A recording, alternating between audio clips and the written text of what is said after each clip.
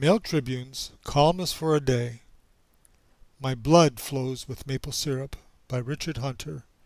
Published September 8th, 2019. I have roots that run deep with Canadian history.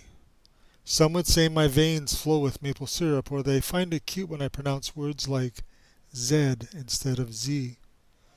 It all started for me in the 1500s with the birth of the fur trade. The Huron Indians dominated their enemies with muskets and gunpowder they received in trade for beaver skins. They also enjoyed European pots, pans, beads, and, let us not forget, firewater. Suddenly, beaver skin fashions were showing up all over Europe. England wanted a piece of the action, so they sent over shiploads of explorers, settlers, and supplies. The French were not pleased. In order to even things up, the Brits supplied the Algonquin Indians with weapons to help them fight off the Hurons, who were not only killing the Algonquins but the British as well. Even though the fur trade lasted over 300 years, those centuries were wrought with wars. Harsh living conditions were the norm.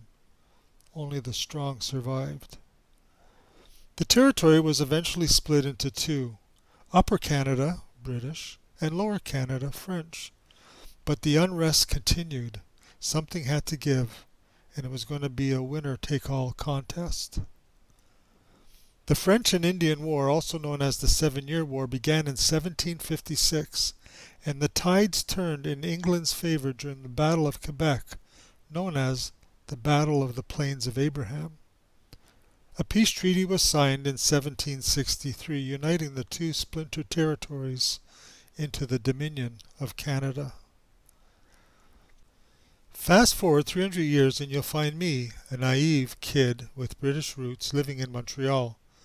As I entered my teens, I was keenly tuned into the unrest that surrounded me and all of Quebec. Apparently the French were still unhappy about the Plains of Abraham defeat. Whispers of unrest could be heard from within the shadows. This led to the birth of the FLQ, the Front de Libération de Québec, or the Quebec Liberation Front. These were terrorists who were brainwashed by the propaganda fed to them from sources such as French university professors. These separatists were focused on one thing: boosting awareness of the French culture while eroding the English majority across the entire country. The ultimate goal was to have Quebec separate from Canada, and they almost succeeded. Referendums were added to the election ballots, leaving it up to the people to decide. During the FLQ crisis of 1970, these young separatists disrupted society by placing bombs in mailboxes in English neighborhoods. They kidnapped a provincial deputy premier named Pierre Laporte and a British diplomat named James Cross. Pierre Laporte was assassinated in October of 1970, and James Cross was eventually liberated after 2 months of round-the-clock negotiations. The entire province of Quebec was thrust into chaos. The War Measures Act was authorized by my hero, Prime Minister Pierre Elliott Trudeau, the father of today's Canadian Prime Minister.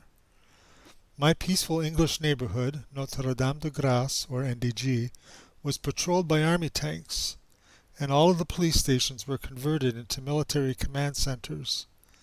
I was very impressed. In retrospect, I was kind of foolish riding my bicycle in and out of moving tanks. As a 14-year-old kid, I displayed my bravery by ignoring the soldiers' commands to stay clear of the tanks. What are they going to do, shoot me?